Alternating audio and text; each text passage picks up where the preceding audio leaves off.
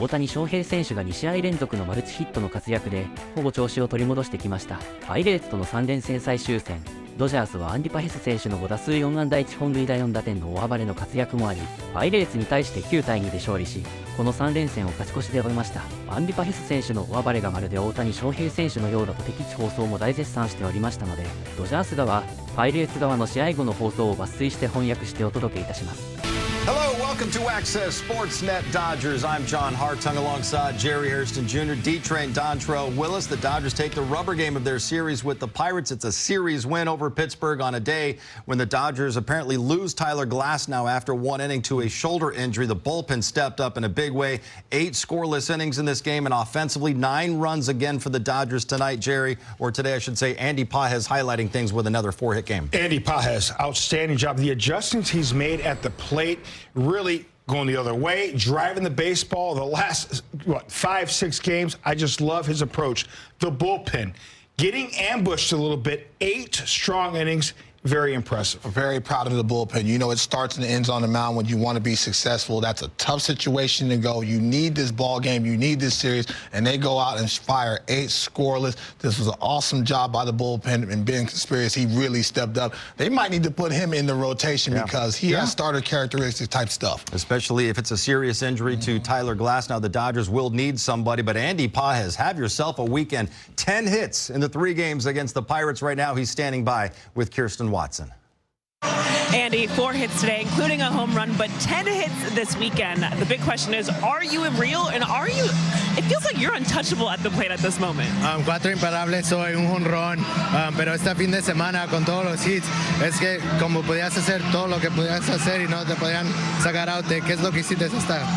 Bueno, primeramente darle gracias a Dios por eso, claro, y nada, confiar en mí, en el trabajo que vengo haciendo y tratando de coger buenos picheos y conectar bien la bola. Yeah, just first give the glory to God, but just trying to do good things, you know, trying to take my pitches, take my time, get the pitches I want to do, hit and hit the ball the way that I'm capable of. When you look at that, do you feel like it's been more of a mechanical block for you or something more mentally that's allowed you just to free up to get the results? ¿Tú piensas que es algo mecánico que has hecho o es algo físicamente o mental que has cambiado en el...? Yo desde que empezó la temporada me he sentido bien. Yo diría que yo más mental es que he notado la diferencia y es lo que más me ha ayudado. Yeah, I felt like I've been doing well all year, but, you know, just mentally, I felt like this weekend, especially this weekend, like my approach has changed and I felt more confidence in myself. This team is so supportive of each other, but Teoscar Hernandez might be your biggest supporter. To have that relationship with him, can you describe what it's like just to have his support? Todos los compañeros te han soportado y todos los compañeros se soportan durante el año, pero Teoscar es uno de tus compañeros que siempre está a tu lado. ¿Qué significa tener a alguien como Teoscar en tu lado? No, para mí es algo especial, ya que él siempre está pendiente a ver cómo yo me siento, cómo estoy en cada juego y ya él tiene más tiempo que yo en Grandes Ligas. Me ha ayudado mucho a cómo prepararme para los juegos también. Yeah, it's very special, you know, having someone like Teoscar always by my side, always very supportive, always on my side, always learning from him, asking me things. It's just always so nice to have him there. This game wasn't just about the offense. Of course, when you see Tyler Glasnow come out of the game, you never want to see that. But how the bullpen kept you all in this, just how impressive was that group today? Qué impresionante el bullpen, especialmente cuando Tyler nomás pudo pichar una entrada. Sí, el bullpen viene haciendo su buen trabajo desde el año pasado. Gracias a eso también pudimos lograr ganar la Serie Mundial. Y desafortunadamente lo que pasó con Glasnow hoy son cosas que van a pasar dentro del año y esperemos que se recupere pronto. Yeah, the bullpen's always been great. You know, ever since last year, to be able to do what they did last year to help us win a World Series. But they've been doing their job since like last year. So they're always, and obviously it's always a shame what happened to Glasnow, but the bullpen picking us up is always huge. Andy, congratulations on this win.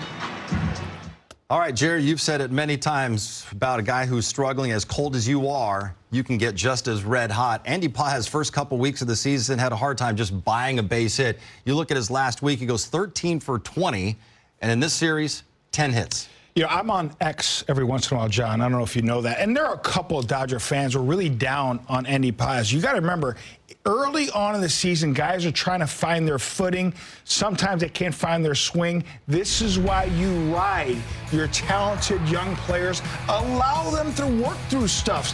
6, 10, 15 games is not a really big sample size. You give him confidence. You continue to let him work through certain situations. Boy, has it paid off. Swinging the bat extremely well. Defensively, he's grown as a center fielder. He continues to get better, but here's the thing. I like that he's hitting both lefties, righties, breaking balls, fastballs, going the other way, pulling the ball, and going dead central with power. Love this kid's makeup and swing. You know what I see from him? Defensively is freedom of offensively. He's made some outstanding plays over the last 10 days. He looks comfortable, and now at the plate, he's shortening his swing and having an understanding of how pitchers are trying to attack him. Everybody knows that he has trouble with the ball up. So what does he do? He shortens his swing and gets on top of that baseball. So now when the pitcher throws the ball down, that's right in the middle of his nitro zone. Also, I'm starting to see him get hits on the right side.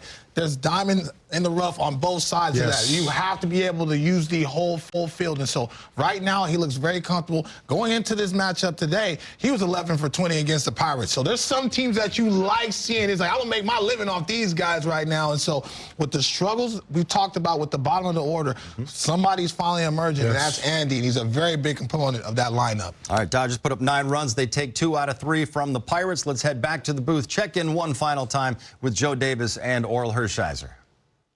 All Dodgers today, 9-2 over the Pittsburgh Pirates. All bullpen, all Andy Pages. Yeah, season high as far as the way they're going about their business, as far as the number of hits, the spread in the final score, and you just love what the bullpen did. It was just an all-around really good team win. How about the weekend for Pages? Not just today, 4 hits today, but 10 out of 12 for the series. Yeah, and not many cheap ones. And, you know, he's hitting it over the fence. He's hitting it down the right field line on a breaking ball. He's staying on the fastball and hit it up the middle. And if he's really out in front from a lefty, he's pulling it down the line. He's spraying it all over the yard, and he's hitting it over the yard. Dodgers had a tough stretch recently, but here there's a stretch of the schedule where they play a bunch of teams below 500. They win the first series against the Pirates right here. The Marlins come in tomorrow for the first of 3. Dodgers 9-2 winners over the Pirates, improving to 18-10.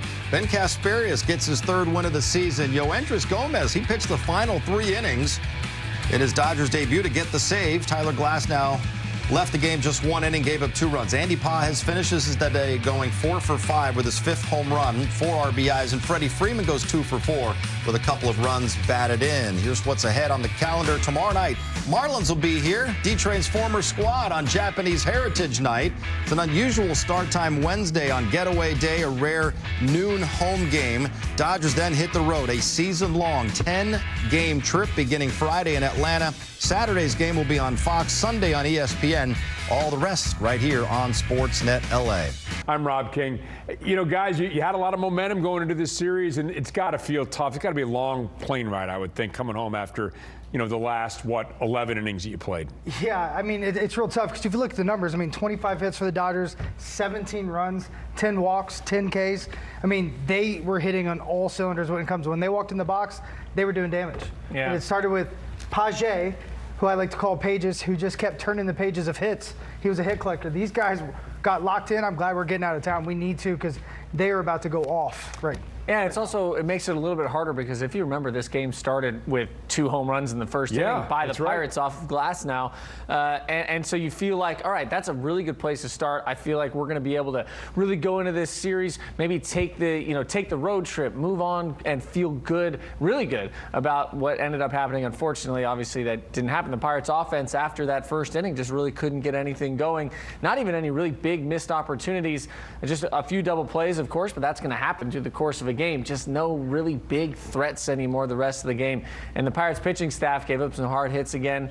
And that's just, it wasn't a good day for the Pirates. The Dodgers looked like the better team today, and there's just no way around it. Nobody owned it more than Andy. It looks like Andy, Bob Seger turned the page, but it's turned the Pahes. We want to turn the Pahes on this guy because 10 for 12 in the series, 4 ribbies today, home run. This guy got really, really hot against the Buccos. Line to line. Yeah, everywhere. Like, everywhere, and then a homer to center. I mean, this guy really showed out. He did everything you could possibly want a guy to do to show, hey, I'm here, I'm staying. I don't care if you bat me 9th, 6th, it doesn't matter. I'm going to come and be the same guy. And he did it with just a slow heartbeat, right? Yeah. Still in home runs, doing everything properly. Just a great baseball player. You said the pregame show, Kinger, that this guy was a top prospect. Well, he just showed in every reason why, because he was doing them in a multitude of ways. It's not every time you get guys coming out showing the power, showing the speed, showing the defense. This guy did it all. I mean, we're talking about the best team on the planet on paper, and we're talking about pages. Yeah, I mean, okay, you said line to line, right? How about pitch to pitch, too? It didn't seem like you mattered what you threw to him. He was going to be able to get to it. He got to pitches outside. He got to pitches inside. He got to breaking balls. He got to changeups. He got to fastballs. That's 98 from Kyle Nicholas up and in. Pull another fastball and he just gets there. No, yeah. Exactly. And so the approach for Pahes this series was get good pitches over the plate and hit them. And sometimes it's a simple approach like that helps you be the best that you can be. It's the same thing that Frazier's doing right now, is just finding good pitches to hit, fighting off the tough ones, and eventually getting the one that gets put over the middle of the plate and taking advantage of it. That's the big difference. A lot of times in the big leagues, guys that you think of as really good hitters are just really consistent mistake hitters. Guys that, like Ohtani's a good example of this. If you paint on Ohtani, he doesn't have a great time hitting, but he hits almost everything that you put in the middle of the zone very hard. And that's why those numbers are so elevated, because big leaguers are good at pitching, but they are not all great at commanding. Commanding is hard to do. And so if you can't hit the edge, Ohtani's going to make you pay. And Pahes did the same thing this series. Everything that was over the middle of the plate, he was taking advantage of, and he didn't miss it. Hey, how about a dozen strikeouts from the Dodgers today? You can celebrate tomorrow. Go to Jack in the Box D-Train. Get yourself a free Jumbo Jack with the purchase of a large drink. Only at LA area restaurants. You can even add a couple tacos if you want. And get some fries, too, on train. That's on you, though. Today, Ben Caspary, as he carried the load, he had 5 of those Dodgers' 12 strikeouts. Teoscar Hernandez, my guy, my called shot. Went deep today. 200th home run of his great career. Right now, he's in the conference room talking with Kirsten and the media. Well, Teoscar, today you hit your 200th career home run, so first, congratulations. Just to have an achievement like that. I know that you got the bat authenticated. I believe you got the ball as well. Just how special are those moments for you? It is, especially the way we play in the game right now. Everything is going the way we want it to go. Everybody's taking good at-bats and getting good contact, so for me it's pretty special. It's hard to hit homers in the big league, so getting to that achievement, it's pretty good. What do you think clicked, I guess, for the team? Because you're right, especially in the last 2 games, what we've been seeing is just as a collective, this offense is really starting to turn the corner. I think is not thinking about ourselves, more about what can we do to help this team win tonight, and I think that's what has been working for us in the last couple of games. All right, we saw Tyler Glasnow leave today's game after 1 inning, throwing up warm-up pitches there before the 2nd inning. Shoulder discomfort. Let's hear from Tyler Glasnow right now inside the clubhouse. Tyler, obviously we saw you come out of the game with just that shoulder irritation injury. Can you explain what happened and just how you're feeling at this moment right now? Yeah, just frustrated, I guess. It's just at extension trying to throw, something grabbed. I think just making a lot of changes, trying to figure out a way to stay healthy. I think some of the changes have led to other things kind of taking over, and I'm just at this point, I'm just trying to figure out what to do, and it's just extremely frustrating. Yeah. Are you having any imaging done to kind of get a better? I'm not sure yet. I think we're just going to try and figure it out, give it a couple days and see what it is, but I haven't really talked to them about a plan yet. Did you only feel that last warm-up throw, or have you been feeling it throughout the outing?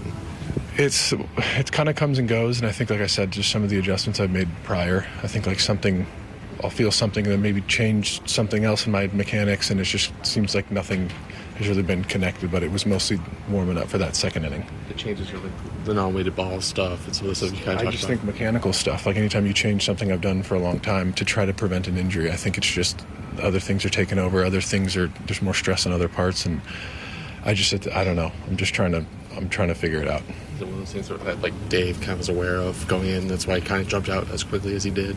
I think it had been a little thing before, and it kind of had gone away. And I think making like subconscious changes over time, and it just for some reason today, all of a sudden in that second inning, like going out and trying to throw that warm up. I just think like maybe prior to that too, a few of the games just being a little hesitant, and then I don't know, all of a sudden in the second inning, it like really I started to feel it. And we talked to Tyler Glasnow of spring training D-Train. He was talking about that #1 goal was to stay healthy for an entire season after having the elbow tendonitis sideline him late last year. Made some changes to his delivery to be more athletic, to hopefully take some pressure off the elbow. Now he says some of those changes might be contributing to the shoulder.